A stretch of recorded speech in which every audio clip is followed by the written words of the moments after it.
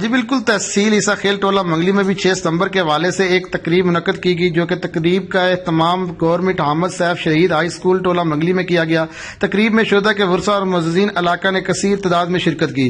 تقریب سے خطاب کرتے ہوئے مقررین نے وطن کے لیے جان کا نذرانہ پیش کرنے والوں کو خراج عقیدت پیش کرتے ہوئے کہا کہ شہداء نے دین اور وطن کی سربلندی کے لیے شہادت کا جام نوش کیا۔ مقررین کا کہنا تھا کہ شہداء کی قربانیاں ہم سے تقاضا کرتی ہیں کہ ہم بھی وطن کی حفاظت کے لیے ہر قسم کی قربانی کے لیے تیار رہیں اور ایک ہو کر وطن کا دفاع کریں۔ مقررین کا کہنا تھا کہ وطن اس وقت مضبوط اور وفادار ہاتھوں میں ہے اور دشمن اس کی طرف میلی آنکھ اٹھانے کی غلطی نہ کرے۔ تقریب میں بزرگ نور افضل اور ان کی بزرگ بہن نے بھی خصوصی طور پر شرکت کی۔ ان دونوں کے دو بیٹے وطن پر قربان ہو چکے ہیں۔ انجینئر سمر گل کھٹک کی 2 معصوم بہنیں بھی ستمبر 1965 کی جنگ میں شہید ہوئے تھیں۔